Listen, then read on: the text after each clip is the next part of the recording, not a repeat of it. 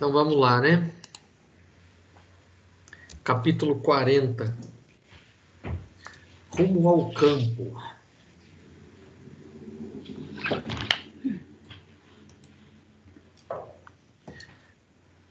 Primeira questão. A excursão educativa ao posto de socorro, Campo de Paz, fizeram muito bem a André. Quais foram as mudanças percebidas? Várias. Eu acho que lá na página seguinte, 244, ou não? Sim, é lá 244. No meu aqui, que é antigo, é 210. Eles escrevem, né? Aqui só para a gente iniciar, né, o assunto. Então, eles, no capítulo anterior, eles começam, né, eles saem lá da casa onde eles estavam para fazer uma excursão de trabalho aí, né, uma tarefa aí, né. Aí, aqui no segundo parágrafo, assim, ele fala que notei que Aniceto continuava distribuindo instruções diversas, dirigindo-se em caráter confidencial a determinados companheiros, a respeito da missão que lhe confiara Telésforo. E antes do meio-dia, porém, convidou-nos a acompanhá-lo. Aí ele fala que na oficina, disse-nos bondoso, encontramos revigoramento imprescindível ao trabalho. Recebemos reforços de energia, alimentamo-nos convenientemente para prosseguir no esforço, mas convenhamos que, para muitos de nós, a noite representou uma série de atividades longas e exaustivas. Necessitamos de algum descanso. Voltaremos ao crepúsculo. Ou seja, aqui ele cita alimentação e ainda cita descanso, né? E essa alimentação, você já tinha comentado, alimentação energética, é isso? Essa o feijão com arroz nosso não, né? É um tipo de energia, né? De alimento realmente condensado, né? Eles fazem uma forma de condensação lá e eles utilizam, mas é porque ainda é necessário, né? O perispírito deles ainda é necessário. Sim. Tanto a alimentação quanto o descanso, né? Ou o descanso, independente do estágio que você está, sempre vai ser requerido. Acho que não, né? O descanso aí eu pelo menos pelo que eu já estudei, assim, à medida que o espírito vai evoluindo, o perispírito vai se sutilizando, essas necessidades aos poucos vão sendo diminuídas até desaparecer. Entendi. Faz sentido, né? Até no livro Evolução em Dois Mundos, ele fala a respeito dessa questão de alimentação, né? E, na verdade, assim, o objetivo um dia do espírito é ele não precisar mais de nenhum tipo de alimentação mais grosseira. A respiração, né, é a alimentação do espírito. Só que alguns que ainda estão muito atrasados, ainda têm um espírito mais grosseiro, só a respiração não é suficiente. Eles precisam de algum tipo de alimento ali mais sutil, mas é necessário ainda. Esse livro aí, Evolução em Dois Mundos, ele trata desse assunto? Esse Evolução em Dois Mundos, ele não é um livro igual esse aqui, que narra acontecimentos. Ele é tipo assim, um manual mesmo, é uma coisa bem explicativa de diversos assuntos. É como se fosse um livro dos espíritos, que tem as questões e tem as respostas. Interessante, hein? Muito interessante. Se vocês tiverem, tem PDF para baixar, né? Mas quem gosta do livro físico, se tiver o livro físico, dá uma olhada lá que é bastante interessante. Evolução em Dois Mundos. Evolução em Dois Mundos. Deixa eu anotar. Write it down. Evolução em Dois Mundos. 2, 3, 4, 5, 6, 7, 8, 9, 10, 11. Evolução em Dois Mundos é o livro número 11 dessa série. Ah, tá aqui. Ah, Evolução em Dois Mundos, tá aqui. É na sequência, né? Não é na sequência, não. Ele é o 11º livro da série. Sim, da série, né? Não Sim, na sequência. não na sequência aí. Evolução em Dois Mundos, legal. Só uma pergunta, me ocorreu agora aqui. Jesus Cristo não teria necessidade de se alimentar, né? Ele se alimentava por se alimentar. Ou ele teria que se alimentar para manter o corpo dele? Apesar de ser um espírito Como crístico. encarnado, ele precisava. Ele estava Precisava, né? encarnado. Porque ele assumiu toda a nossa condição humana, acho que em todos os níveis. Aham, entendi. Evidentemente que com o espírito do nível de evolução que ele tinha, evidentemente, né? Mas acredito que sim, né? Ele encarnou, ou seja, ele assumiu a nossa condição humana nesse nível, né? Ou seja, com as nossas necessidades também. Eu imagino que seja isso, né? Segundo alguns autores, né, o corpo físico dele não era exatamente igual ao nosso. Quando eu falo não é exatamente igual ao nosso, é que ele não era tão grosseiro quanto o nosso, mas era um corpo físico. Então, ele, por ser um espírito de altíssima intensidade de evolução, Sim. ele precisava de um corpo um pouquinho melhorado acima do nosso, mas era um corpo físico igual ao nosso, de carne e osso. Muito próximo. Então ele precisava. Às vezes que no Evangelho fala que ele comeu com os discípulos, é comida normal, como a nossa. Uhum. Só que ele não comia churrasco, né? Aquele bifão acebolado. Isso aí ele não comia porque ele já estava acima disso.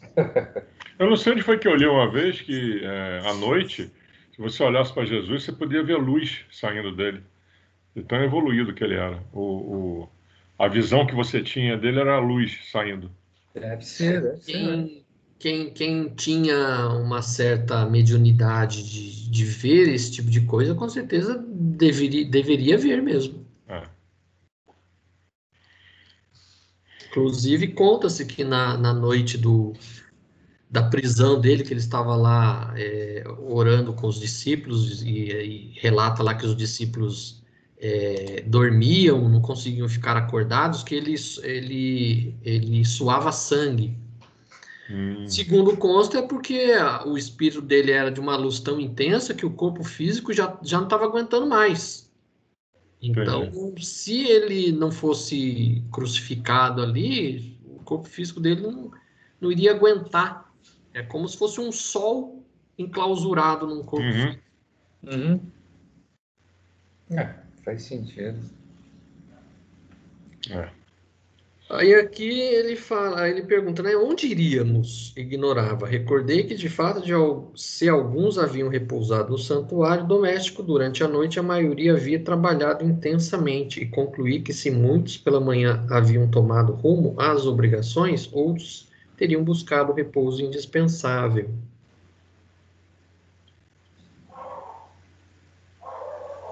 Onde vão? Perguntou o companheiro. É. Antes que respondesse, o Maniciado esclareceu: vamos ao campo, e dirigindo-se especialmente a Vicente e a mim, considerou: utilizemos a volitação mesmo porque não temos objetivos imediatos no centro urbano. Então eles iam dar um rolê, né? Vamos dizer assim, né? Não tinha uma missão, né? Notei que movimentava agora as minhas faculdades volitantes com facilidade crescente. A execução educativa com escala pelo posto de socorro no campo da paz fizeram-me grande bem. Melhorava em adestramento, sentia-me fortalecido ante as vibrações de ordem inferior, mobilizava os recursos próprios sem dificuldade. Reparei igualmente que as minhas possibilidades visuais cresciam sensivelmente. Volitando, não observava até então o que agora verificava, extremamente surpreendido.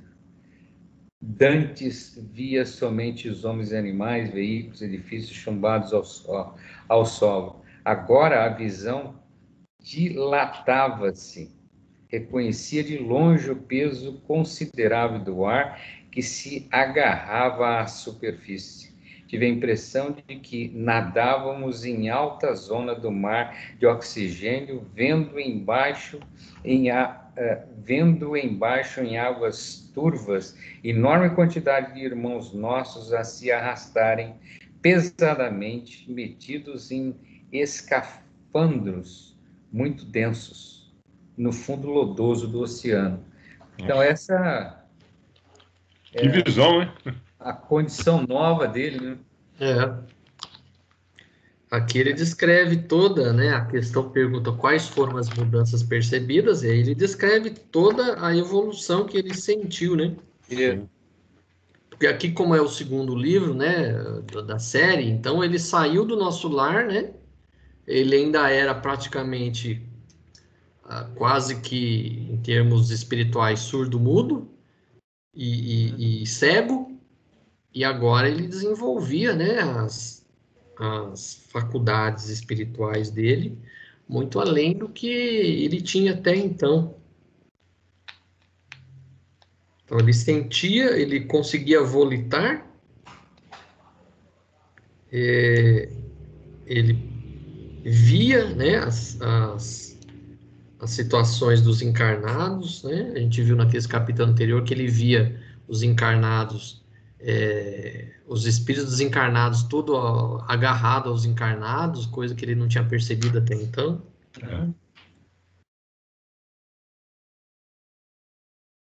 E aí, aqui ele faz a comparação, né?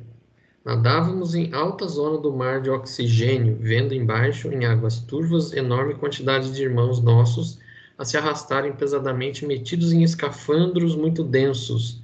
Ou seja, o escafandro que ele fala é o corpo físico.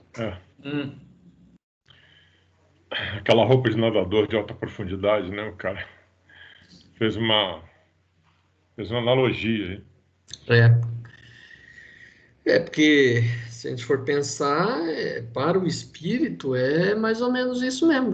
Se a gente quer sentir mais ou menos, entender mais ou menos qual que é a sensação do espírito ao encarnar, é você vestir aquela roupa e mergulhar no mar.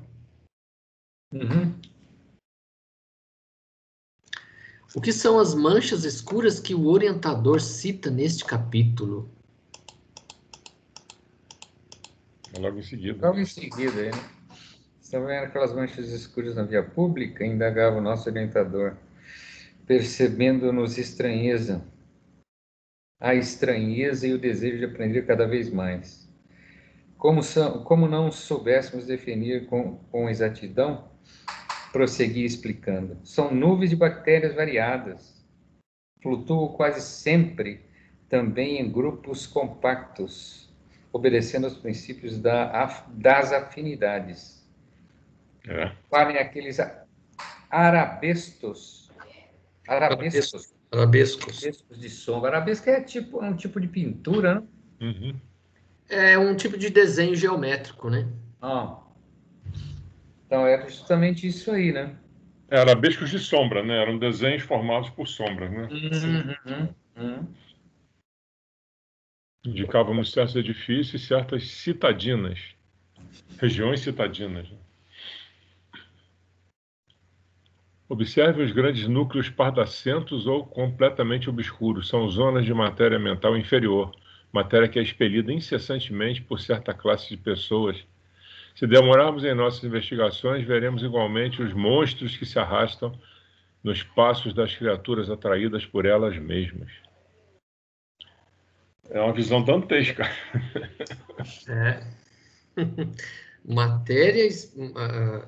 Zonas de matéria mental inferior. Matéria que é expelida incessantemente por certa classe de pessoas. Que sempre existirão, né? Pelo menos enquanto for um planeta de provas e expiações, né? Sim.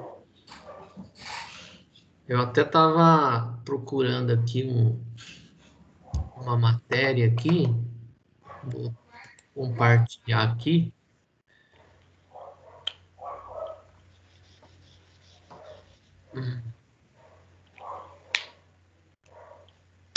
Agora, essas bactérias que eles viram, né, naquelas manchas, não são capazes de afetar o espírito, né? Já que elas estão ali, elas podem afetar os encarnados mesmo, né? Você passar ali no meio delas. Eu acredito que seria, vamos dizer assim, o corpo físico o mais atingido, mas em termos de pensamento, aqueles que se afinizarem com esse tipo de matéria mental vai sentir o efeito também. Entendi.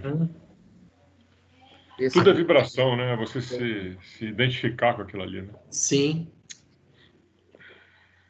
Aqui é um trechinho do livro O Perispírito e Suas Modelações, do Luiz Gonzaga Pinheiro. Aqui ele fala que, assim, pensamento, o agente modelador. Então, ele fala que comandando o cérebro está a mente, manancial dos nossos pensamentos. Quando a mente lança um pensamento no ar, materializa uma onda de natureza sutilíssima, cujo comprimento e vitalidade dependem da potência mental e da constância no pensar. Essa onda pode ser captada por uma outra estação mental quando lhe sintonize, mantendo-se ambas em comunhão, absorvendo e fazendo-se absorver em troca de ideias geradoras de sombras ou luminosidade, conforme seja o teor da mensagem intercambiada. O pensamento possui a propriedade de modelar formas e imagens, sendo estas efêmeras ou duradouras, a depender das energias que as alimentem.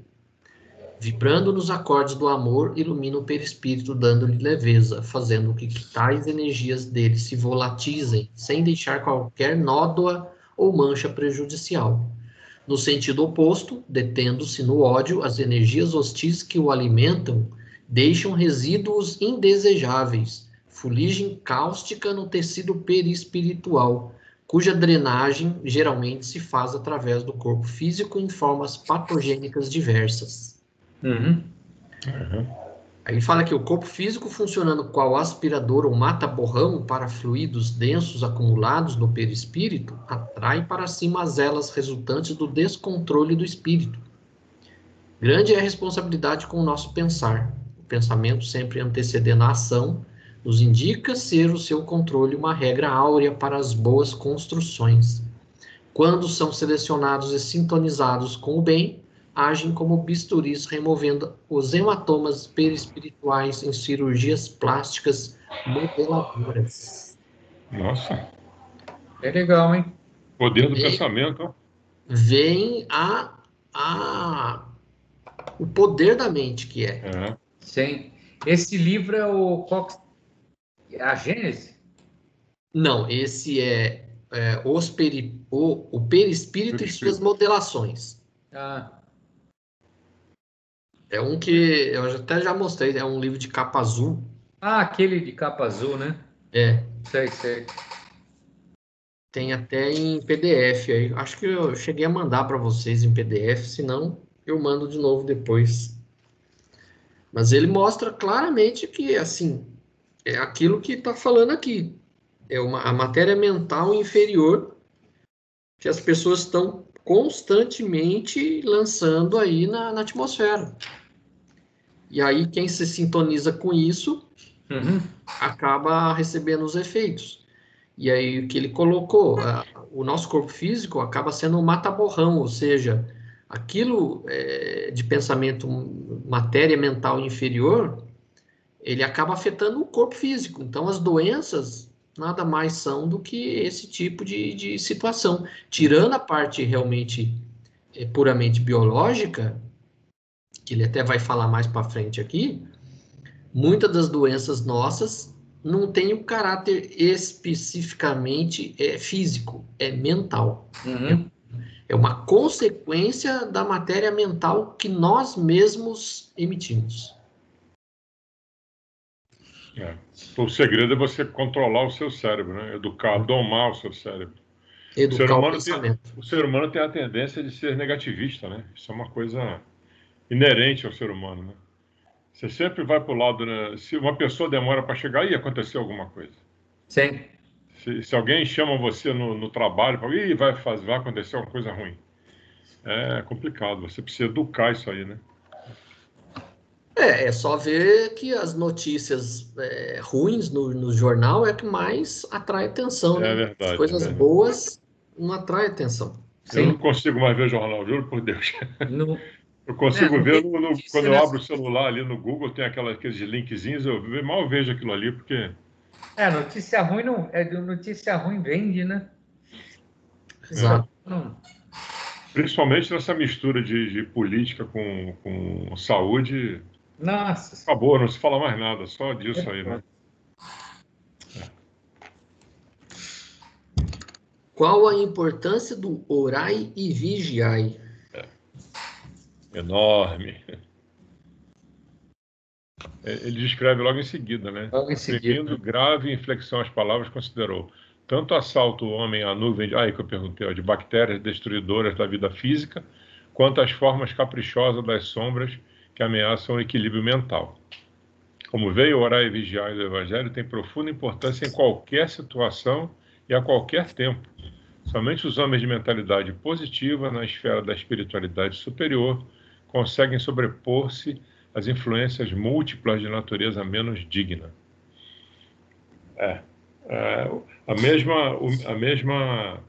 O mesmo orar e vigiar daqui vale para lá, né? Pelo jeito. Você não pode afrouxar de jeito nenhum. Sim,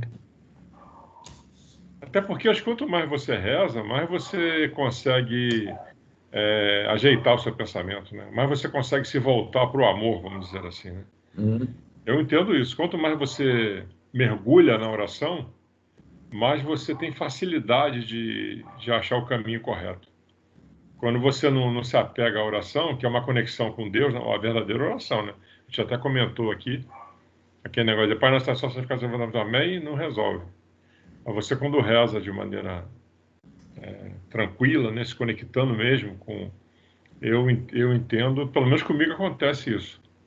Tem havido uma evolução no sentido de você olhar cada vez mais para o ser humano, aparecer a vontade de você ajudar mais e mais, entendeu? Participar das coisas, enfim. Eu acredito que se deve a isso.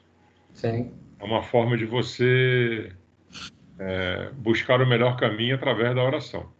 Uhum. Além de te proteger, né, desse tipo de coisa, essas mentalizações negativas, né? Na verdade, eu acho que você ocupa os espaços, né, da sua mente com coisas positivas, quando você começa a rezar e se conectar. sim. Aquele velho ditado lá, né? Como é que é? Cabeça vazia, oficina do diabo. É, é isso aí. É É, isso a, aí. a oração, ela é uma ponte que liga a gente ao plano espiritual, né? Aham. Até ficou célebre naquele trecho do Evangelho, quando Jesus fala para Pedro que ele entregava para ele a chave do céu, né? A chave que abriria as portas. Essa chave nada mais é que essa ponte, essa ligação que a gente faz com o plano espiritual, Sim. né? Então, se a gente estiver ligado com pensamentos bons, se a gente faz uma prece de verdade com o coração, a gente faz essa ligação e aí a gente recebe. Então, quando a gente começa a pensar coisa errada, começa só a reclamar, xingar os outros e tudo mais, a gente está cortando essa ligação. É. Aí, Eu penso que a oração é tão forte que talvez você consiga mudar o rumo do seu destino, né? Algumas coisas que você poderia passar ou pediu para passar podem ser amenizadas, não sei. Porque, estou dizendo assim, através da oração você busca mais o amor ao próximo e isso aí pode trazer benefícios para você. Sem que você pense nisso, não é o objetivo. Eu vou rezar, eu vou ajudar, porque isso vai ser bom para mim. Não, é uma coisa automática e automaticamente você recebe os benefícios. É sim, isso que eu entendo.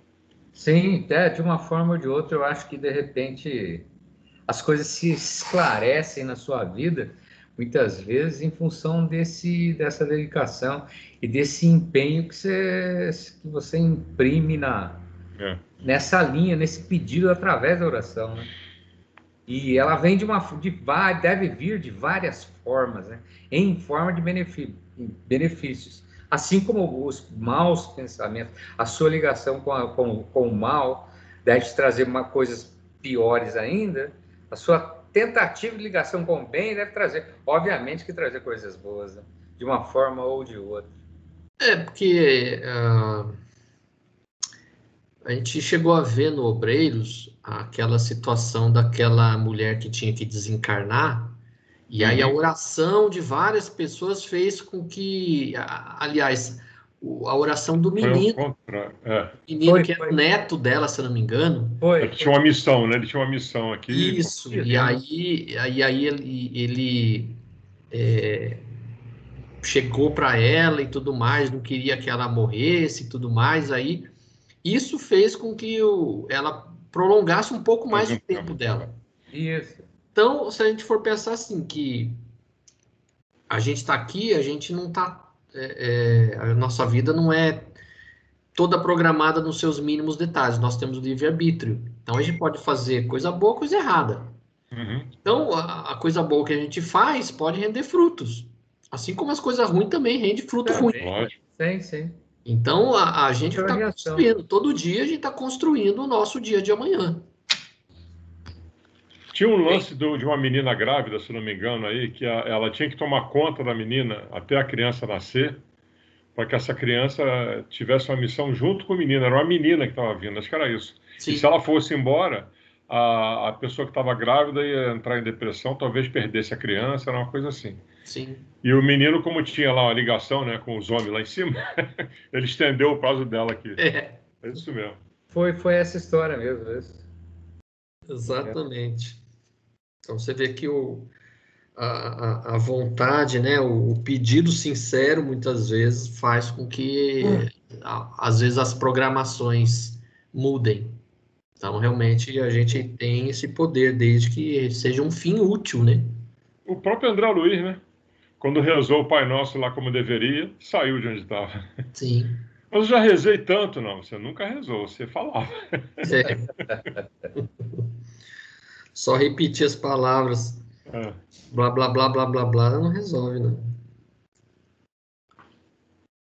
A matéria mental emitida pelo homem inferior tem vida própria? Comente. Infelizmente, ele responde que sim, né? Sim. Interessado, contudo, em maior esclarecimento, perguntei: mas a matéria emitida pelo homem inferior tem vida própria, como no núcleo do crepúsculos? Corpúsculos, né? Corpúsculos. Isso, microscópicos de que se originam as enfermidades corporais? O mentor generoso sorriu singularmente e acentuou: como não? Vocês presentemente não desconhecem que o homem terreno vive num aparelho psicofísico, né? Não podemos considerar somente no capítulo das moléstias a situação fisiológica propriamente dita, mas também o quadro psíquico da personalidade encarnada. Ora, se temos a nuvem de bactérias produzidas pelo corpo doente, temos a nuvem de larvas mentais produzidas pela mente enferma em entidades de circunstâncias e identidade de circunstâncias. Desse modo, na esfera das criaturas desprevenidas de recursos espirituais, tanto adoece o corpo como almas. Certo? Não só o corpo, mas também a alma, né? Sim. No futuro, por esse mesmo motivo, a medicina da alma absorverá a medicina do corpo. Poderemos, na atualidade da Terra, fornecer tratamento ao organismo de carne. Semelhante tarefa dignifica a missão do consolo das instruções e do alívio.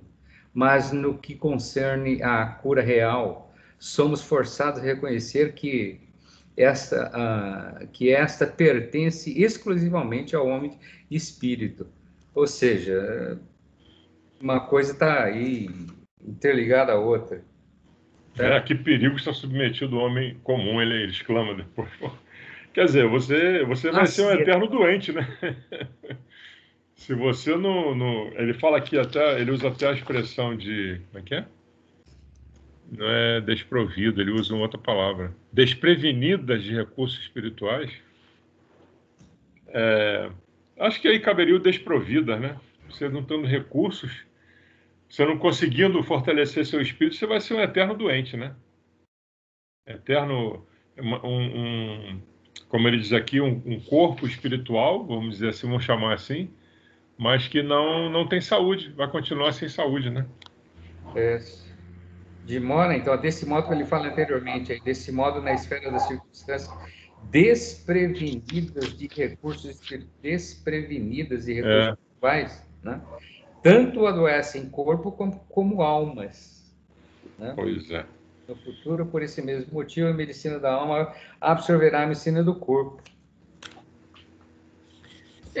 Aqui ele faz uma separação, assim, que existem doenças que são realmente causadas por organismos, bactérias, vírus, etc. Mas tem as doenças da alma também. Então, você pode, de repente, estar com alguma doença que é exclusivamente física. Mas você pode estar com as duas. Você pode estar com uma doença que é física e com a que é espiritual também. Que aqui ele fala... Quando ele fala, na esfera das criaturas desprevenidas de recursos espirituais, tanto adoecem corpos como almas.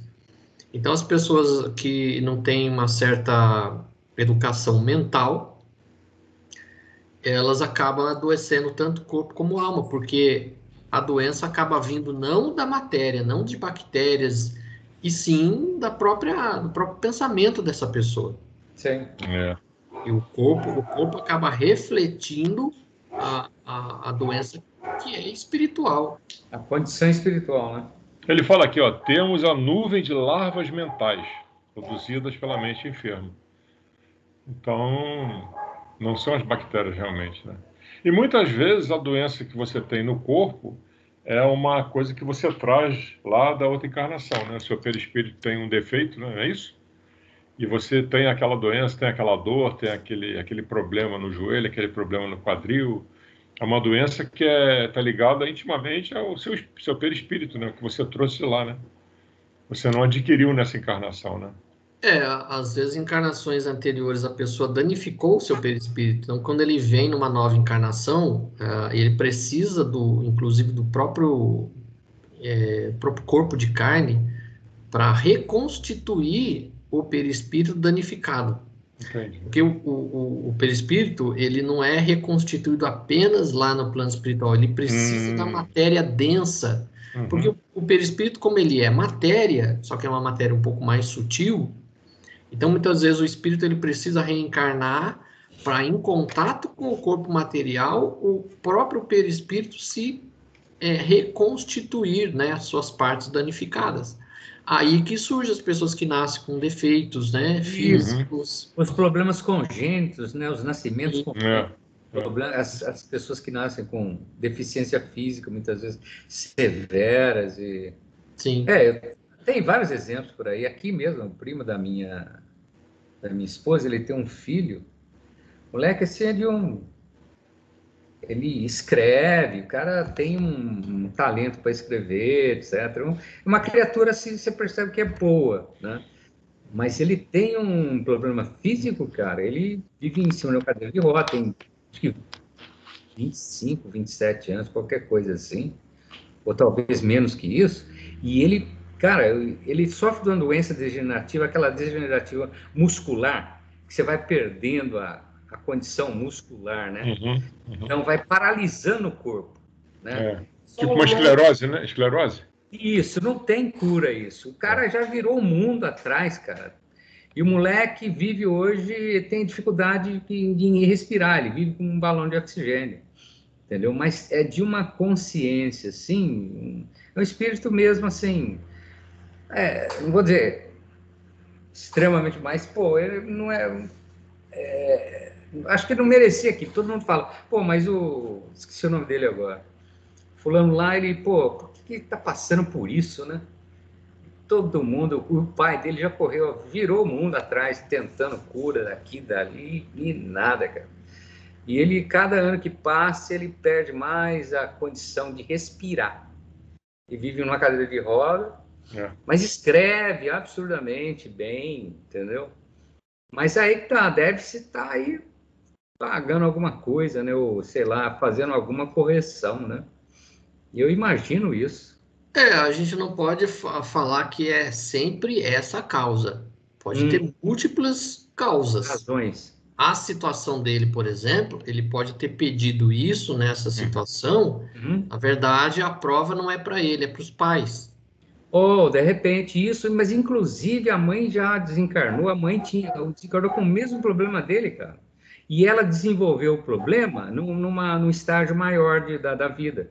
Ela desencarnou aí com, acho que com 40 ou 50 anos, qualquer coisa assim, mas ela desenvolveu o problema e rapidamente desencarnou. E ele ficou aí com essa, entendeu? Com o mesmo problema. E ele tá levando aí, tá? 20 e poucos anos e tal, e vai indo. Meu pai, nossa, o que o pai já passou, nossa senhora. Às vezes é para os pais essa questão da prova, né? Que às vezes você vê que a pessoa é uma pessoa muito boa e tudo mais, a pessoa que aceita a doença numa tranquilidade normal, eu vejo assim que a pessoa em si, ela não tem nada a resgatar. Isso pode ser uma prova situação, pode ser uma prova para os pais, para os parentes, ou ele simplesmente pediu isso para reforçar a necessidade, de repente, de uma pesquisa sobre essa doença, é necessário. Então, os médicos, cientistas vão pesquisar essa doença. Então, pode ser múltiplas situações, já que a gente tem muito esse vício de pensar, a pessoa tem algum problema, ela foi muito ruim no passado, ela está pagando o pecado dela. Tem que afastar esse pensamento, porque não é uma coisa assim, não é uma receita de bolo. Pode ter múltiplas situações. Razões, né? Eu me lembro que numa aula lá da turma 52, a gente levantou a questão me deram até como exemplo, eu me lembro.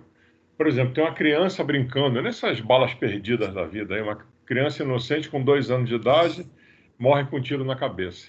Por que isso aí? Por que isso aí? Aí tinha essa ideia, eu mesmo falei na época, que cumpriu a missão dele, veio, ficou 2 anos e foi embora. Mas a Tiana levantou essa questão, ela disse, não, muitas vezes é para chamar a atenção dos pais. Os pais estão muito afastados de Deus, estão desespiritualizados, então eles sofrem esse baque para que eles acordem e entendam que tem alguém superior a que eles devem se reportar. E é interessante isso, né? Sim. Muitas vezes não é um castigo, é um alerta para aqueles pais que estavam afastados de Deus. É uma situação que também pode ocorrer, né? A criança, ela vinha para poder fazer com que os pais, com certeza a criança tem alguma ligação com os pais, fazer com que os pais realmente se voltassem, porque o sofrimento de perder um filho, ainda mais criança, é muito grande. Então, com certeza, eles vão buscar nesse sofrimento, vão buscar algum consolo espiritual. Aí eles, de repente, eles encontram um caminho espiritual para eles poder se melhorar, né?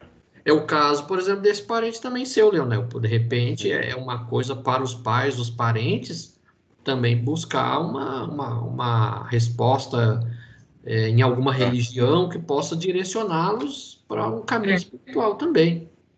O pai dele é bastante, assim, uma pessoa bastante esclarecida, etc. Não, entendeu? Mas ele já correu atrás, cara, Não tem tanta solução, né?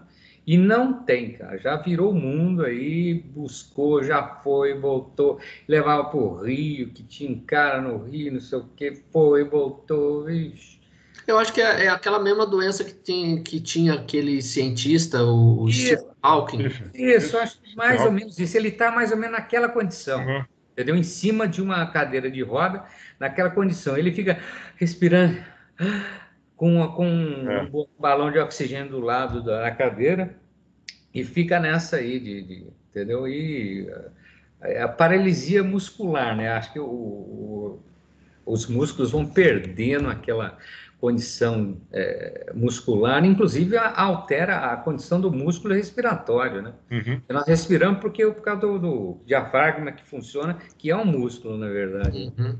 Então, Eu tenho uma sobrinha que tem isso também, ela mora em Brasília. A Nossa. única coisa que eles conseguem fazer, na verdade, a explicação que foi dada é que você tem na medula como se fosse uma cablagem com vários fios, né? E essa doença, ela provoca e esses fios seriam isolados.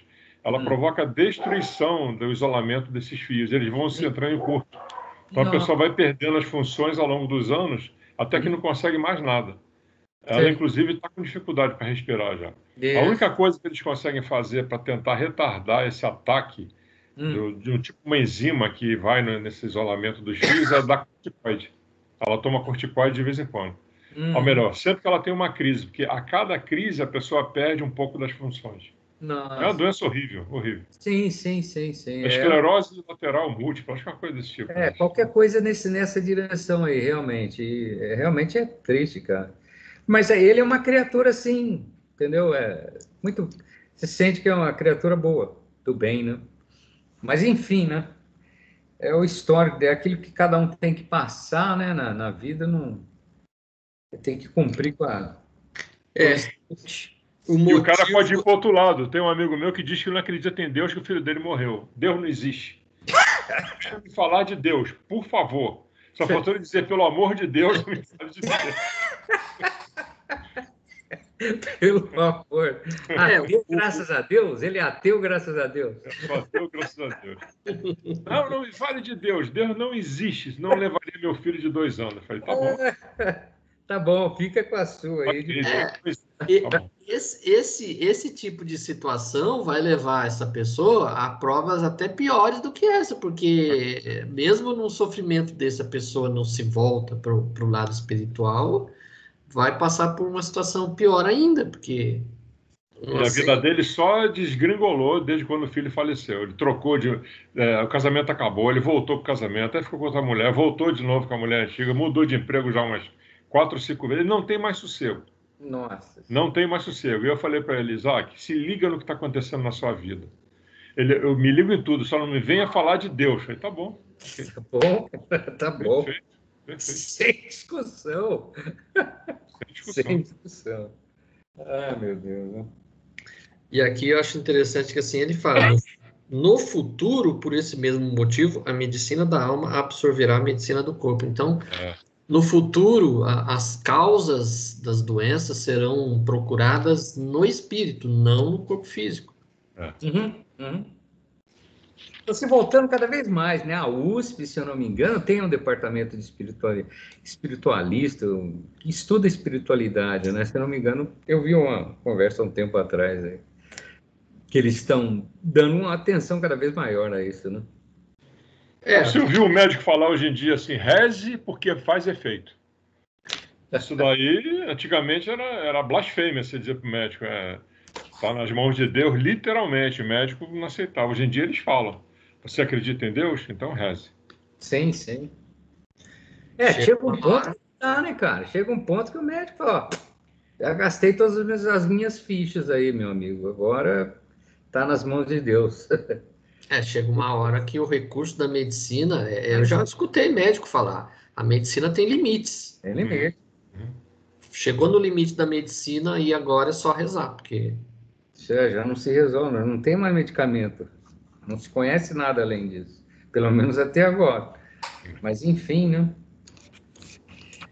Aí aqui na sequência ele fala, por isso tornou Aniceto cuidadoso. A existência terrestre é uma gloriosa oportunidade para os que se interessam pelo conhecimento e elevação de si mesmos. Isso. E por esta mesma razão, ensinamos a necessidade da fé religiosa entre as criaturas humanas. Desenvolvendo essa campanha, não pretendemos intensificar as paixões nefastas do sectarismo, mas criar um estado positivo de confiança, otimismo e ânimo sadio na mente de cada companheiro encarnado. Até agora, apenas a fé pode proporcionar esta realização. As ciências e as filosofias preparam o campo. Entretanto, a fé que vence a morte é a semente vital. Possuindo-lhe o valor eterno, encontra o homem bastante dinamismo espiritual para combater até a vitória plena de si mesmo. Então, aqui ele coloca ciência, filosofia, quer dizer, elas agem no campo material. Acima do campo material é só você acreditar, né? Sim. Ter fé, acreditar. Isso. Aí, aqui eu achei interessante também na sequência, fala assim, compreendendo que precisaria completar o esclarecimento, exclamou depois de pausa mais longa. Todos precisamos saber emitir e saber receber. Para alcançarem a posição de equilíbrio nesse mister, empenham-se os homens encarnados e nós outros em luta incessante. E já que conhecemos alguma coisa da eternidade, é preciso não esquecer que toda queda prejudica a realização e todo esforço nobre ajuda sempre. Uhum.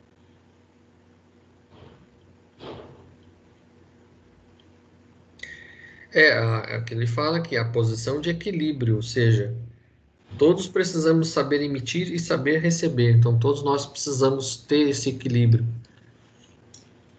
Toda queda prejudica a realização, porque cada vez que você cai, você regride, né? Você tem que começar do zero, vamos dizer assim. Tirando o bebê, né? Que bebê cair e levantar, você fica o cair e levantar, né? Viver, cair e levantar. Então, Sim. o esforço nobre seria isso, né? Ajuda sempre. Você caiu, não vou ficar aqui no chão. Tenho mais o que fazer. De novo, você não deve, como ele fala do sectarismo ali, você só acredita em Deus, só confia em Deus, Deus é que pode fazer tudo, né? E senão não precisaria medicina, né? Uma vez eu falei isso com um médico, né? A medicina existe porque Deus permitiu que as coisas viessem, que fossem descobertas, veio para nos ajudar. Então, eu não vou tomar remédio que Deus vai me curar. Pô. Não é assim, né? Eu tenho uma cunhada que está com quase 90 anos, cheio de problema, porque ela, desde os 60, vem descobrindo problemas inerentes à idade e não quis se tratar de jeito nenhum. Até que chegou no momento agora que agora não dá para fazer mais nada. Mas por causa disso, médico não sabe de nada, eu vou rezar que Deus vai me ajudar. Tá bom. Então vai. Ele coloca aqui que a gente também não deve ficar pensando que só porque a gente é espírita que nós é que sabemos de tudo e os outros não sabem de nada. Não Então, adianta. quando ele fala que não pretendemos intensificar as paixões nefastas do sectarismo, é a gente também não ser fanático. Uhum. Né? Fanatismo, exatamente. E conseguir entender que, no fundo, todas as religiões têm algo de bom. Basta a gente ter um pouquinho de bom senso. É aquela história, extraia sempre algo de bom de uma situação ruim, né? De alguma coisa ruim. Sempre dá para extrair, né? Mesmo que seja não repetir mais aquilo. Aniceto nos traz importantes esclarecimentos em torno do poder da luz solar, casada ao magnetismo terrestre, como condição à vida humana em nosso planeta. Esclarece-nos também que o solo e as plantas estão cheios de princípios curativos e transformadores. Como você entende essa afirmativa? Discuto com o grupo essa importante lição. Ele dá uma aula, né, na página 247 sobre isso. Quando ele diz, sim, André, se não fosse o poder muito maior da luz solar casado ao magnetismo terrestre, poder esse que destrói intensivamente para selecionar as manifestações da vida na esfera da crosta, a flora microbiana de ordem inferior não seria permitida a existência de um só homem na superfície do globo. Por essa razão, o solo e as plantas são cheios de princípios curativos e transformadores. Ou seja, você tem um equilíbrio aí também, né? De novo, o equilíbrio, né? Entre coisas boas e coisas ruins, né? O Sol, ao mesmo tempo que é fundamental e o magnetismo, se eles não existissem, né? A parte ruim das bactérias, tem bactérias boas, bactérias ruins, micro-organismos bons e ruins, né? Sim. A gente, como ele diz aí, não existiria, né? Não teria permitido a existência de um só homem na superfície do globo. Você só existiria coisas que não dariam sustentação na vida, né? E foi o que o rapaz comentou ali. Aí a gente teria que procurar outro planeta aí para poder passar essas provas e expiações, né, mano? Mas é verdade, porque a condição da Terra como um todo, né, propicia a nossa passagem, né, a nossa passagem por aqui. É só comparar com o nosso vizinho aqui, Marte, né? Lá eles não têm uma atmosfera igual à nossa, não tem o magnetismo igual ao nosso, e Uhum. o Sol lá, ele incide de uma forma que ele não permite nada. Então, o nosso planeta tem essa coisa. Então, nós temos uma atmosfera que protege do que é nocivo do Sol e passa aquilo que realmente permite a vida se propagar no nosso planeta. Uhum. Uhum. Então, nós temos esse filtro, né? Coisa que Marte não tem, por exemplo. É. Então, eles estão querendo aí colonizar Marte, eu não sei como, né? Mas É, vai ser muito complicado. vai ser Não vai bastante. ser fácil. Nessa condição, nessa nossa condição, né, física hoje, a gente tem que ficar por aqui mesmo. Se para ir para lá, bom, deixa esse corpo aqui e vamos embora para outro lugar. Que normalmente acontece, né? Rezando para os meteoros passarem longe, né? Porque todo dia fala de uma catástrofe aí. Tem um meteoro que vai passar pertinho na Terra, 100 milhões de quilômetros. Pô, Ô, louco. o meteoro vai passar a 250 mil quilômetros da Terra. Pô, é pertinho. Tá bom. Vamos rezar para eles não passarem por aqui, né? O único que entrou aí acabou com os dinossauros, pelo menos é o que eles dizem, né? Foi. Hum,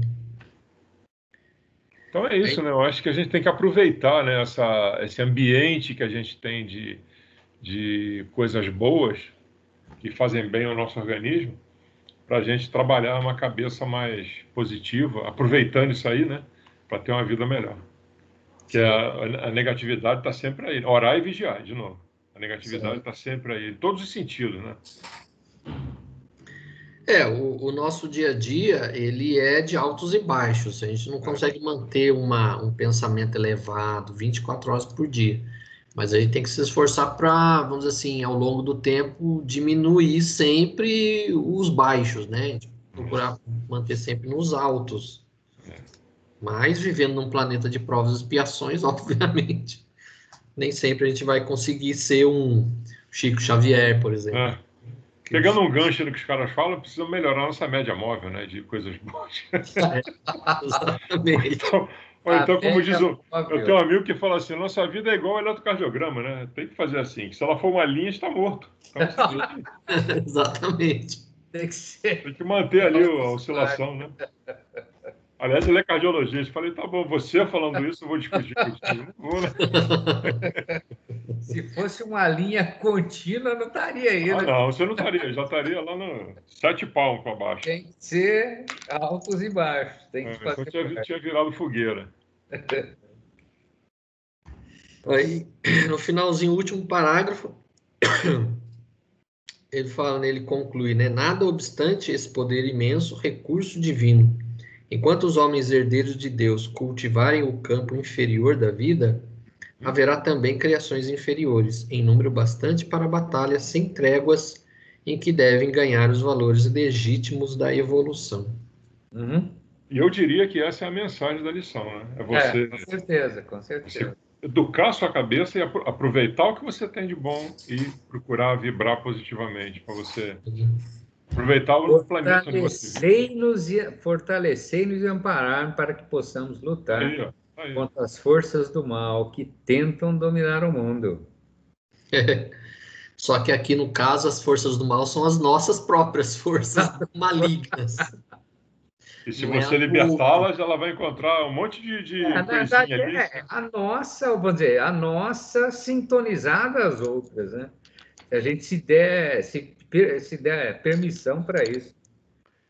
Porque elas existem, né? As do mal existem. Se você quiser sintonizar-se a elas, É isso fica à aí. vontade. É a vontade, exatamente. É a vontade, a falta de oração, é se entregar ao O seu pessimismo, o livre-arbítrio. desânimo, a depressão, né? Aquelas coisas todas ruins, né? O Você tem seu que lutar livre-arbítrio. contra isso, né? É isso. Exato. Então, essa é a mensagem desse capítulo. Exatamente. É o pensamento. Cuidado, orai e vigiai. Capítulo 41, Entre Árvores. Aí eles vão para o campinho, né? Vamos fazer uma excursão pela roça. Pois Da é. roça. Laranjeiras, goiabas, relva. Laranjeiras em flor perdiam-se de vista, bananeiras estendiam-se em leque, enquanto o goiabal de longe assemelhava-se a manchas fortes de verdura. A relva macia convidava ao descanso e o vento calmo passava de leve, sussurrando alguma coisa através da folhagem. Aí um cenário bonito, né? Para compensar aquilo que ele falou no outro capítulo lá. É um cenário bucólico. É, exatamente. Aí, na primeira questão, aí na frase, o dia e a noite constituem para os homens uma folha do livro da vida. Comente. Tá na página seguinte. Na página seguinte, né? O dia e a noite constituem para o homem uma folha do livro da vida. A maior parte das vezes, as criaturas escrevem sozinha a página diária, com a tinta dos sentimentos que lhes são próprios. Nas palavras, pensamentos, intenções e atos, e no verso. Isto é, na reflexão noturna, ajudamo-la a retificar as lições e acertar as experiências quando o Senhor nos permite. Ou seja, durante o dia, né? E à noite dá um pulo lá para ver se... O dia é uma página, a noite é o verso dessa página. Então é como se fosse a nossa vida como se fosse um livro. Então nós estamos escrevendo esse livro aí. E aí Aquela pergunta que eu tinha feito, ele mencionou na página anterior aí, né? Os desencarnados, embora não se fatiguem como as criaturas terrestres, não prescindem da pausa do repouso.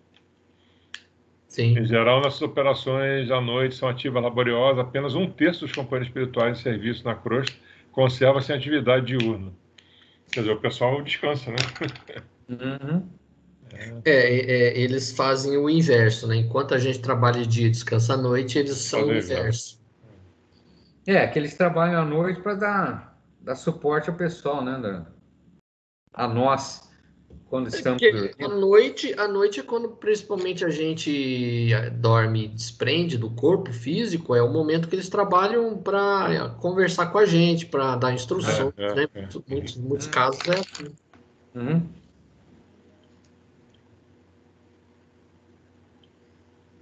E eu lembro de ter visto, inclusive, também que, assim, durante o dia o sol não é muito bom para eles trabalharem. O ideal é à noite mesmo. Os raios solares muitas vezes interferem no trabalho deles, então precisa ser à noite mesmo. Ele continua descrevendo um cenário legal aqui, né? Calando-se o nosso orientador, tivemos a atenção exclusivamente voltada para a beleza circundante. Aquele campo amigo e hospitaleiro caracterizava-se por um ambiente muito diverso. Não mais as emanações pesadas da cidade grande, mas o vento leve, embalsamado de suavíssimos perfumes. Infletia eu na bondade do Senhor, que nos oferecia recursos, quando Aniceto voltou a dizer. Então, ele está dizendo mais uma vez que na cidade você tem muito mais energia, né? Por isso você vai para o campo e refaz, né? Vou carregar minha bateria. Sim. Aí, no caso, inclusive, é a segunda questão, esse parágrafo, né? Discuta com as diferenças percebidas no ambiente encontrado nas cidades e nos campos. De fato, é mesmo. Para você refazer as energias, muitas vezes, é o campo. E eu também realmente gosto. Não tenho, assim, muito talento para morar no campo. Mas eu gostaria. Eu até gosto mais de campo, montanha, do que praia. Mas é bem revigorante, né? Porque se você você tá no meio do mato assim mesmo, né? Numa condição boa de tranquilo, sem estresse e nada, você volta meio, não diria, bastante revigorado, né? Vamos dizer, você se recarrega, né? Muita gente volta melhor. Uma coisa que é muito bonita quando você está num local assim mais afastado da cidade, que você não tem poluição, é você visualizar a Via Láctea, né? É fantástico isso. É bonito. Tanto na região de praia como de campo, você olha para o céu está aberto, está limpo, você vê a Via Láctea certinho. A gente ia para a Barra de São João, lá no Rio de Janeiro, à noite, era tiro e queda. Bateu o olho para cima e... Tanto que aqueles observatórios astronômicos, eles são feitos em lugares assim, muito distantes das cidades. Mesmo. Que as próprias luzes da cidade atrapalham nessa visualização. Verdade. Eles constroem, acho que no Chile tem lá no deserto. Atacama, né? Atacama. Atacama, esse. Tem um observatório ali, né? Sim. E aí, realmente eu já fui algumas vezes, assim, para fazenda, em passeio, assim, realmente o clima, assim, você sente uma paz, uma tranquilidade muito diferente da cidade. Às vezes é um cheirinho de natureza estragada, né, dos estábulos. Lá. Mas Isso é muito também. bom. Tem que tomar cuidado com esse tipo de... A natureza não é a mesma em toda parte, não há duas porções da Terra com climas absolutamente iguais. Cada colina, cada vale possui expressões climatéricas diferentes. É forçoso reconhecer, porém, que no campo, em qualquer condição, no círculo dos encarnados, é o reservatório mais abundante e vigoroso dos princípios vitais. Em geral, todos nós, os cooperadores espirituais, estimamos o ar da manhã, quando a atmosfera permanece igualmente em repouso, isenta de glóbulos de poeira, convertidos em microscópicos balões e bacilos e outras expressões inferiores. Entretanto, os trabalhadores de hoje não nos permitiram o descanso mais cedo. Enfim, ele gostava justamente disso, né? A parte da manhã. Aqui eu acho que não está na parte da manhã, não, está na parte da tarde. Em geral, todos nós, cooperadores espirituais, estimamos o ar da manhã, quando a atmosfera permanece igualmente em repouso, isenta de glóbulos de poeira, convertidos em microscópicos balões de bacilos e outras expressões inferiores. Ele fala o ar da manhã aqui, mas um pouco mais para trás ele fala que eles saíram de lá meio-dia. Então aqui eu acho que era já na parte da tarde, não era exatamente na parte da manhã. Embora eu concorde com ele, porque do dia, amanhã é o que eu mais gosto também. E só relembrando essa parte das doenças e tudo mais, eu vi uma reportagem, acho que hoje, lá na Índia, o povo tá tomando banho de esterco de vaca contra a Covid-19. Tô louco, por quê? Aí eu fico pensando, meu Deus do céu, até onde vai a falta de senso das pessoas? Fanatismo, né? Porque lá na Índia, a vaca é sagrada, é uma deusa, né? Isso. Aí mostrou, assim, as fotos, assim, do povo tipo Eu assim, vi. tipo assim, uma mini piscina, assim, o povo tudo, assim, até o pescoço de estrume. Falei, meu Deus do céu, Nossa Senhora. esse povo é louco. Minha Nossa Senhora. Aí foi a terceira questão, né? Como são os campos, colinas, vales. Em emanações vibracionais. Sim. Como são os campos, colinas e vales em emanações vibracionais. Que seria justamente essa que eu acabei de ler aqui, né? Aqui ele falou: o campo, em qualquer condição, no ciclo dos encarnados, é o reservatório mais abundante e vigoroso de princípios vitais. Eu até achei também aqui um trechinho do livro do Camille Flammarion, Deus na Natureza. É um livro meio difícil de ler, viu? Mas eu peguei um trechinho aqui, deixa eu compartilhar com vocês.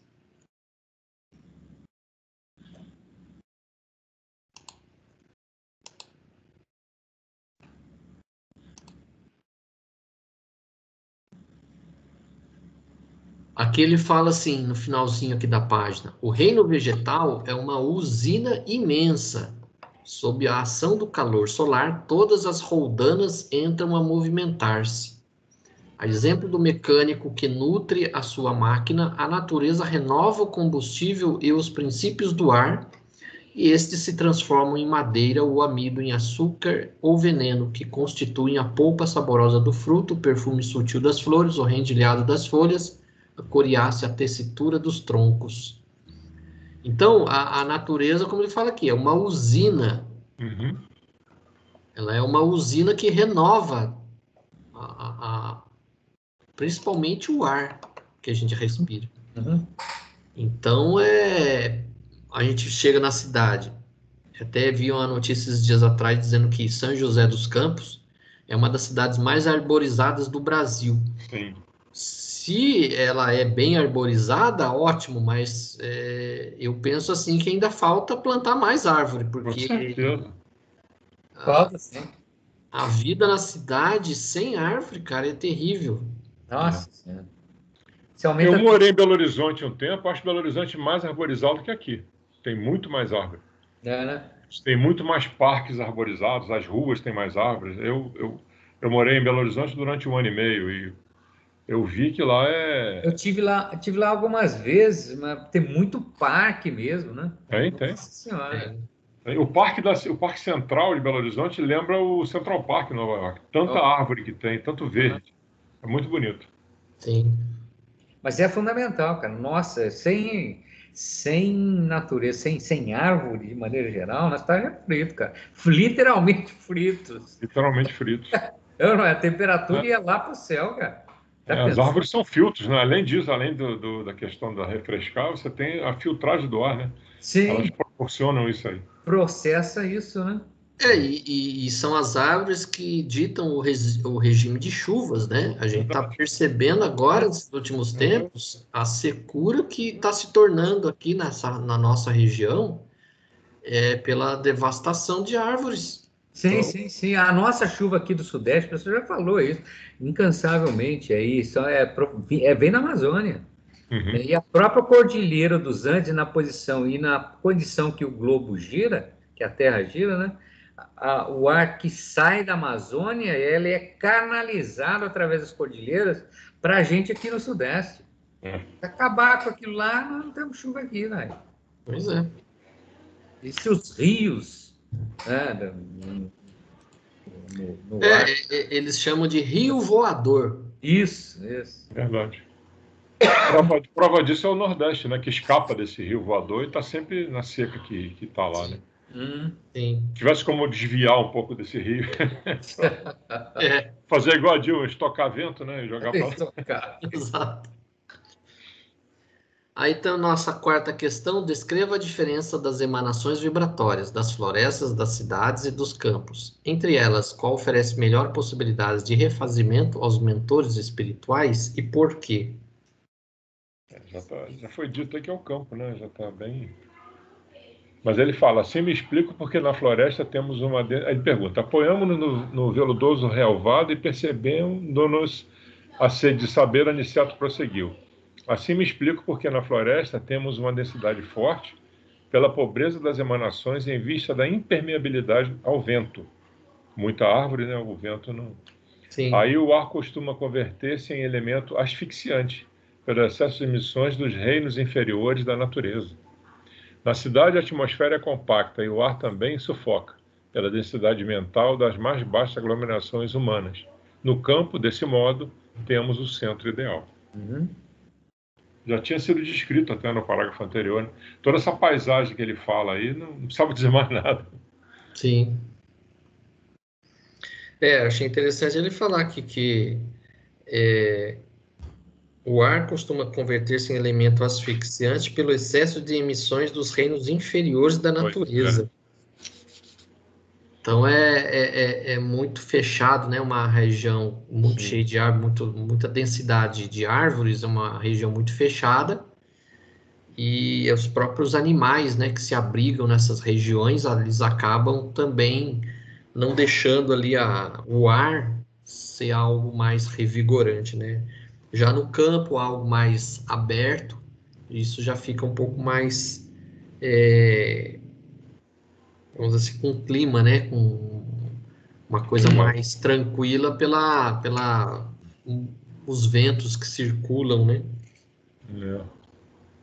Ele afirma na frente: o campo é nosso generoso caminho central, a harmonia possível, o repouso desejável. Uhum.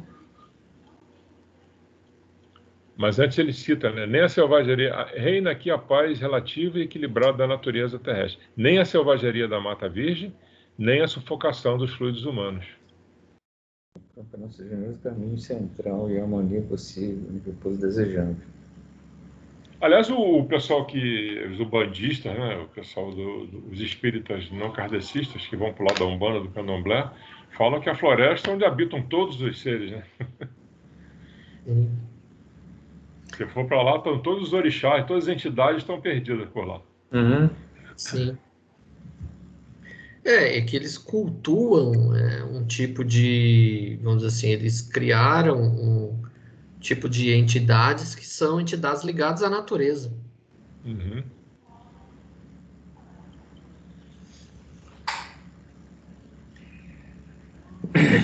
Aqui, inclusive, ele fala aqui, ó, com as primeiras tonalidades do crepúsculo, Aniceto nos convidou a passeio rápido pelas imediações. Então, ele já estava na parte da tarde, já estava quase Isso. anoitecendo. Pensei que estávamos muito bem dispostos, somente depois de nos locomovermos por alguns minutos, observei que na vizinhança havia grande quantidade de trabalhadores espirituais. Em face das minhas interrogações, nosso mentor explicou novamente: o campo é também vasta oficina para o serviço de nossa colaboração ativa. E apontando os servidores que ali que iam e vinham, considerou: o reino vegetal possui cooperadores numerosos. Vocês possivelmente ignoram que muitos irmãos se preparam para o método de nossa encarnação no mundo, prestando serviços aos reinos inferiores. O trabalho com o Senhor é uma escola viva em toda a parte. Sim. Aí ele vai escrever o acidente agora, né? Ele descreve, né? Nesse momento, a nossa atenção foi atraída pelo significativo movimento na estrada próxima. Dirigimos para lá, seguindo aos passos de Aniceto, que parecia adivinhar o acontecimento. Observei, então, um quadro interessante. Um homem jazia na terra, numa poça de sangue, ao lado de um pequeno veículo, sustentado por um muar.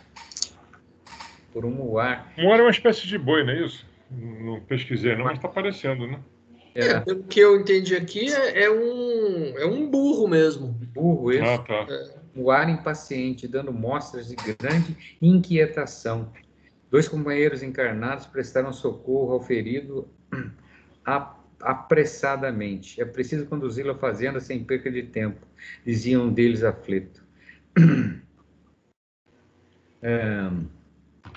Temo haja fraturado o crânio. O número de desencarnados que auxiliava o pequeno grupo, todavia, era muito grande. Um amigo espiritual, que se percebeu chefe daquela aglomeração, recebeu Aniceto e a nós com deferência e simpatia, e explicou rapidamente a ocorrência. O carroceiro havia recebido uma patada de um burro que era necessário socorrer o ferido.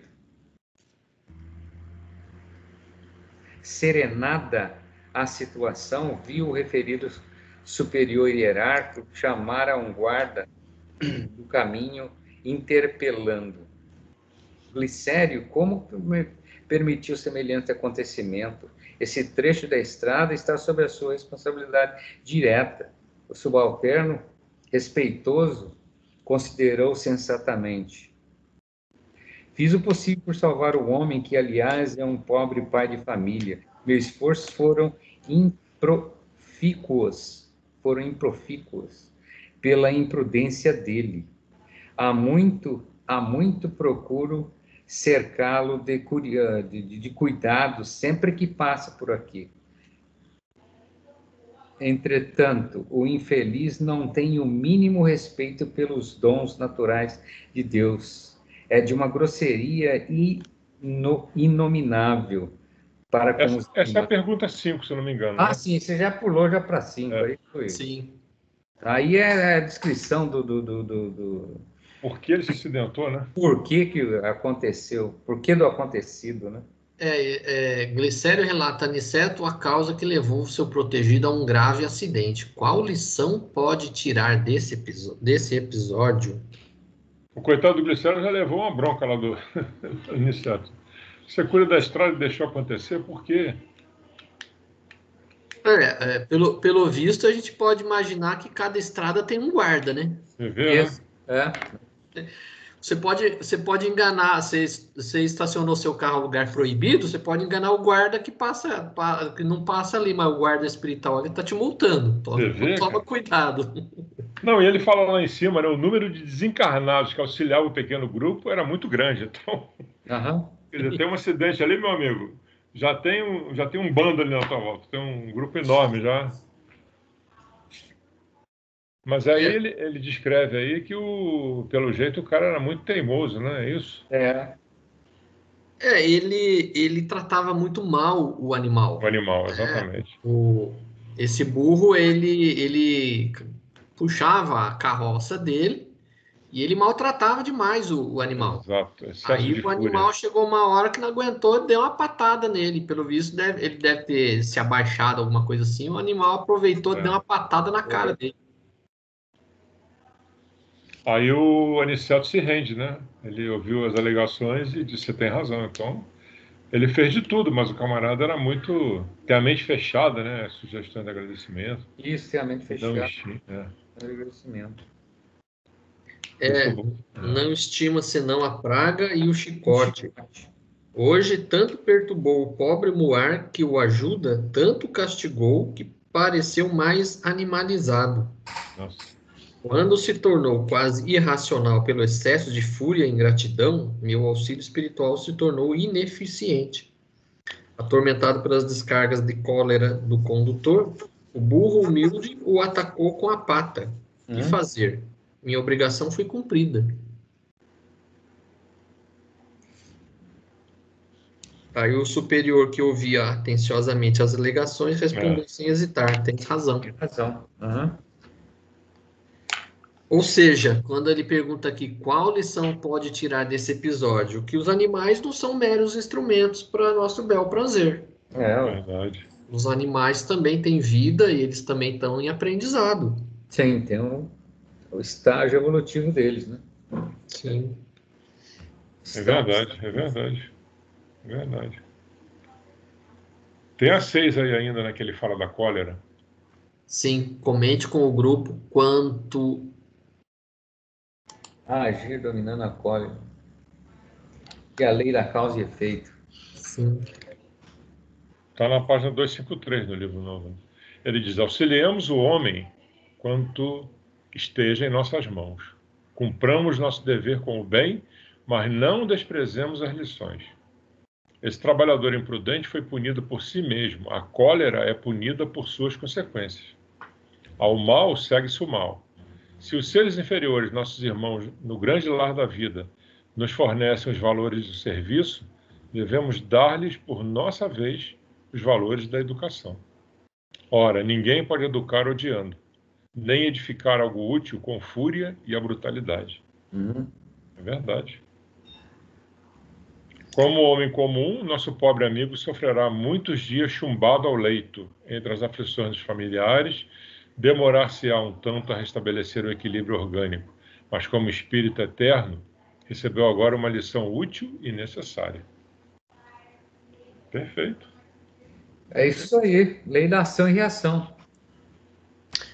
E o último parágrafo ele fala: altamente surpreendido, reparei na grande serenidade do nosso orientador e comecei a compreender que ninguém desrespeita a natureza sem o doloroso choque de retorno a todo tempo. Tá aí a lição, de novo a Todos. mensagem, né? A mensagem é você respeitar a todos, né? Amar a todos. A mensagem é essa.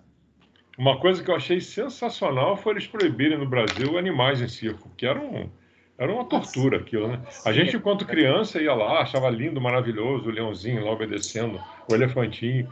Depois você vai ver na realidade, é uma coisa dolorosa demais, né? Dia a dia desses animais no circo. Nossa Senhora! Porque para eles agirem daquela forma lá, eles eram muito maltratados. Muito maltratados. Então eles agiam por medo, não porque eles não pensam, eles estavam agindo ali de uma forma que assim, se eu não fizer, eu vou ser maltratado. Exatamente, exatamente. Quando eu comecei a prestar atenção naquele gancho que eles usavam para dominar o elefante, me deu uma raiva do cara, bicho, quando fazia aquilo. Era tipo um anzol, né? Ele enfiava aquilo na pata do bicho. Aí você via vídeos com leões faltando um pedaço da orelha, as unhas quebradas. Era um martírio. E o pior de tudo é que já vi várias notícias que quando o animal se torna assim inútil, eles simplesmente abandonam. Exatamente. Eles largam na gaiola lá que eles ficam presos, o circo pega, arruma as trouxas, vai embora e larga o animal lá. Putz, grana. Nossa, isso muitos é passam terrível. fome, passam fome, não dava comida pro bicho. Ah, sim. Eles, quando eram resgatados, muitas vezes estavam subnutridos. Sim, não dava comida nenhuma. Isso é um absurdo. E era tanto sofrimento, tanta violência, vamos dizer assim, contra eles, que de vez em quando um leão matava lá o domador, né? O cara há 10 anos lá cuidando, né? Maltratando aquele leão, até que um dia o instinto selvagem dele pegava o cara virava as costas e... Porque eu vi um filme uma vez, o cara disse, nunca encare um leão nos olhos e nunca vire as costas para ele. E os caras viravam, né? Com aquela história do excesso de como é que se diz? Segurança, né? Ah, eu tô bem. Excesso de confiança. Excesso de confiança. Eu domino o leão. Aí numa dessas que ele virava as costas, o leão pegava ele. Mas por causa disso, né? Porque, na verdade, os animais, a gente sabe que eles não são instrumentos apenas, não são máquinas, eles têm ali o princípio inteligente, que é uma fase que nós passamos. Então, a gente tem que entender que eles são como se fossem os nossos irmãos menores. Né? A gente, tanto é que não se fala mais hoje, por exemplo, cão, que você é dono do cão, você é tutor. E você não é o dono dele, você é apenas o condutor, você está ali tutelando mesmo. Verdade. Então a gente tem que entender os animais assim, eles são criaturas que estão em evolução que a gente tem que respeitar. Sim, claro. Verdade. E outra coisa, muitas vezes o animal dá o sustento, como é o caso desse camarada aí, né? Dá o sustento pro cara. E ainda assim ele é maltratado, né? Ele é maltratado, é mal alimentado, é largado às traças. É o que ele mencionou ali, né, no trecho. O animal dava sustento para ele. Sim. Ele tratava o animal desse jeito. Pô, novamente a falta de amor, né? Você não ter amor por um ser vivo, né? Um ser vivo. Que a pessoa que maltrata um animal já mostra que a pessoa não tem senso nenhum de solidariedade com nada. Uma pessoa dessa só não maltrata um ser humano, não mata alguém, não faz coisa pior, porque vamos dizer assim, o verniz civilizatório que a pessoa tem. Mas um animal que é um ser ali indefeso, ele faz o que quer. É verdade. Então a gente tem que tomar cuidado com pessoa que maltrata animal, porque não é boa pessoa. Ah, com certeza. Eu me lembro de uma aula da escola de aprendiz que foi se falar desse tema aí dos animais, né? Maltratar, não maltratar, matar, não matar. Aí teve uma hora que o expositor, não me lembro quem era, falou, vocês não devem matar nenhuma barata. Aí a mulherada, opa, peraí, aí não. Barata é um ser vivo, você lembra? Eu acho que eu me lembro dessa aula aí. O pessoal falou, mas nem barata. Olha uma formiga aqui, ó. Cuidado com ela, cuidado. Não pisa, não pisa. Se eu não me engano, eu acho que se for quem estou pensando, era o forcato. Que ele falou, inclusive, que não podia nem matar pernilongo. Uma coisa... Isso. Convive com o pernilongo. Eu tenho uma cunhada que é assim, ela é voltada para o esoterismo, ela diz, não mato nada, absolutamente nada. O pernilongo tá, sai pernilongo, vai. Já é exagero isso também. Sai pernilongo, formiguinha. Aí bota a formiguinha no dedo. Não. A abelha diz que está num processo aí de desaparecimento, né? O pessoal tem comentado a abelha. Agrotóxico. E de vez em quando eu acho aqui no quintal, eu nunca pego direto na mão, senão ela me pica, né? O que eu faço? Eu ponho algum objeto, um chinelo mesmo, encosto nela, ela sobe no chinelo, aí eu vou lá e jogo do outro lado do muro. E sem abelha, meu amigo, não teremos mais florestas, elas que polimerizam, né? Elas que levam. Vai ser de responsabilidade nossa isso aí. Ai, meu pai.